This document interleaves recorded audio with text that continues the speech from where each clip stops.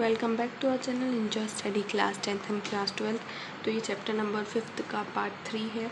इसमें हमें self induction, mutual induction और डायनमो और जनरेटर ये टॉपिक हमें कवर करने हैं। हम स्टार्ट करते हैं सेल्फ इंडक्शन से। आपने पुरानी वीडियो नहीं देखी तो जाके चैनल पे चेक कर लीजिएगा। When the electric current flowing through a circuit, an induced EMF is set up in the same circuit which oppose the main current. This phenomena is called self-induction. जब एक circuit में current flow हो रहा है और उसके अंदर ही एक इंड्यूस्ड EMF सेटअप होता है सेम सर्किट में, जो कि अपोज करेगा मेन करंट को, इस फिनोमिना को बोलते हैं self induction. When the current increase in the circuit, induced current flows in the opposite direction.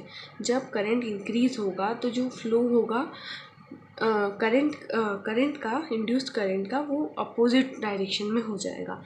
When the current decreases in the circuit, जब करंट, अब हमने बात कर ली पहले करंट जब इंक्रीज होगा, अब हम बात करेंगे करंट जब डिक्रीज होगा in the circuit, the induced current flows in same direction. और जब हम करंट को डिक्रीज कर देंगे किसी भी सर्किट में, तो उसका जो फ्लो रहेगा, flow of direction, flow of current in same direction, मतलब उसका जो डायरेक्शन, जैसे कभी वो इस साइड जा रहा था इस साइड, तो वो इसी साइड जाएगा, अपोजिट डायरेक्शन में नहीं कन्वर्ट होगा। और जब बढ़ाएंगे जब वो अपोजिट डायरेक्शन में अपनी क्या कह सकते हो, डायरेक्शन चेंज कर लेगा। Let phi be the flux linked in a circuit when a current I flows through it. मतलब हम ले रहे हैं फाई, एक फ्लक्स लिंक्ड कर रहे हैं हम फाई से एक सर्किट में। तो जो हमारा फाई है वो फ्लक्स है और हमारा करंट है आई, ठीक है। तो हमें अब इसकी इक्वेशन निकालनी है। तो क्या होगा, phi is directly proportionate to I. अब हम जब फाई डायरेक्टली प्रोपोर्शनेट ले रहे हैं, वे थोड़ी सी गड़बड़ हुई है। ओके, तो यहाँ पे गड़बड़ हुई, आप चेंज कर लीजिएगा, यहाँ पे इक्वल्स टू हो जाएगा। तो हमारा phi equals to L I हो जाएगा, where L is a constant called self induction. हम यहाँ पे एल को कांस्टेंट ले रहे हैं self induction of a coil के फॉर्म में। नाउ इफ़ हम ले रहे हैं, इफ़ आई हमारा 1 होगा तो क्या होगा, तो हम इस इक्वेशन में पुट कर रहे हैं। Then equation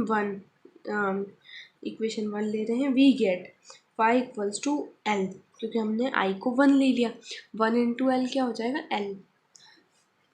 Thus the self-induction of a coil is numerically equals to इसी कारण हमारा जो सेल्फ इंडक्शन होगा किसी भी कॉइल का, वो न्यूमेरिकली इक्वल होगा मैग्नेटिक फ्लक्स के, जो कि उस कॉइल से लिंक्ड है, produced by unit current. Faraday's law हमने पढ़ा था। आप लोग बोलोगे फैराडेज लॉ लग रहा है, बट जो ये जो साइन नेगेटिव हमने बात की थी कि नेगेटिव साइन कब लगता है, लेंस लॉ में। आपने वो वीडियो नहीं देखी हो तो जाके चेक कर लीजिएगा। पुटिंग, अब इधर से हम स्टार्ट करते हैं। Putting the value phi for equation 1।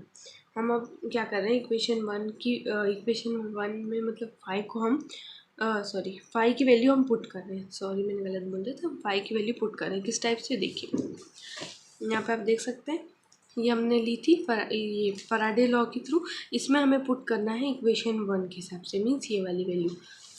तो हमने पुट कर दिया है फाई की जगह एल आई, ठीक है। अब हमने एल को आगे ले लिया है, D I upon D T कर दिया। अब हम ले रहे हैं if D I upon D T equals to 1, हम D I upon D T को 1 मान रहे हैं। देन ई इक्वल्स टू क्या हो जाएगा, ये पूरा 1 हो जाएगा, तो हमारा रहेगा E equals to minus L. Therefore, the self-induction of a coil is numerically equals to the opposing EMF produced in the coil due to the unit rate of change of current in the circuit. इसीलिए self induction किसी भी coil का numerically equal होगा to the opposing EMF, ठीक है। उसके बाद unit में बात कर लेते हैं। Unit of self induction is Henry, ठीक है, उसे हम डिनोट करते हैं H से। Self induction of a coil depends upon the following factor, कुछ फैक्टर्स हैं जिन पे डिपेंड करता है। फर्स्ट है, मैंने यहाँ पे इस टाइप से लिखा है कि आपको याद हो जाए, इसकी पूरी डेफिनेशन फॉर्म में दिया होगा बुक्स में, मैंने यहाँ इस टाइप से लिखा है कि आपको देखते ही समझ आ जाए। एरिया ऑफ कॉइल जब बढ़ेगा सेल्फ इंडक्शन भी बढ़ेगा। Numerical number of turns in the coil, जब नंबर ऑफ टर्न्स बढ़ेंगे सेल्फ इंडक्शन भी बढ़ेगा। Permeability of the material placed inside the coil, जिसको मटेरियल अंदर रखा जाता है उसकी बात करें, inside the coil. Substance of high permeability is placed in its core, इसमें जब हम हाई परमेबिलिटी वाला सब्सटेंस रखेंगे तो सेल्फ इंडक्शन बढ़ेगा। अब सेल्फ इंडक्शन में एक्सपेरिमेंट इंपॉर्टेंट है, तो हम एक्सपेरिमेंट की बात कर लेते हैं। ठीक है, तो हम स्टार्ट करते हैं। The circuit of experiment is shown in the figure. It consist of an insulated copper coil, इसमें हम एक इंसुलेटेड कॉपर कॉइल ले रहे हैं जिसको हम L बोल रहे हैं। Bound on soft iron core cell E, ठीक है, इसमें हम सेल E ले रहे हैं और इसको हमने सॉफ्ट आयरन कोर से बाउंड कर दिया है। ठीक है, हम ले रहे हैं RH एंड टैपिंग की,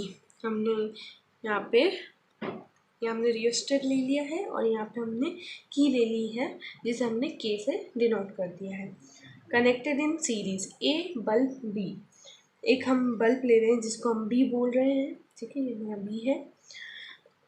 इस कनेक्टेड इन पैरेलल, और इसे हमने पैरेलल में कनेक्ट कर दिया है with the coil.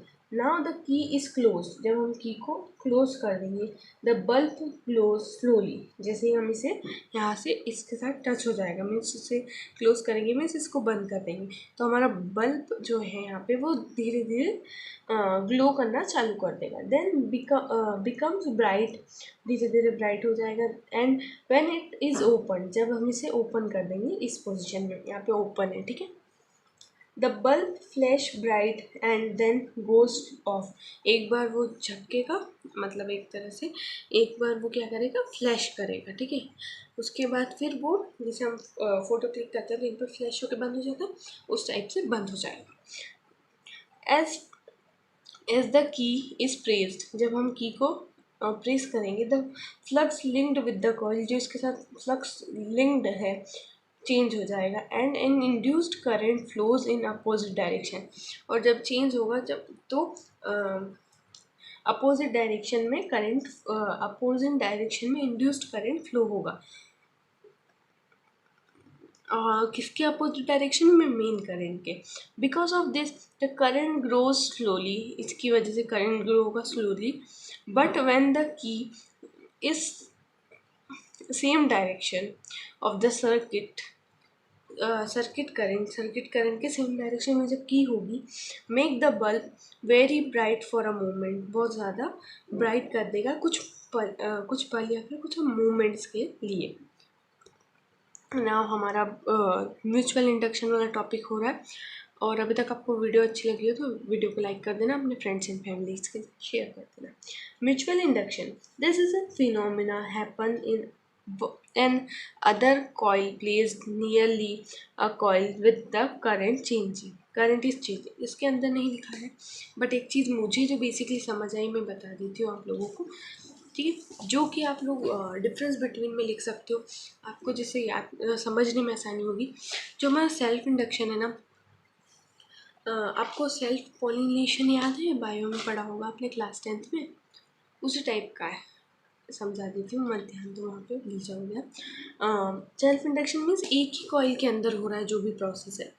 Mutual induction means दो कॉइल है यहाँ पे, दो कॉइल के अंदर, ठीक है, तो उसे म्यूचुअल बोल रहे हैं, ठीक है, तो इतनी बात समझ आई।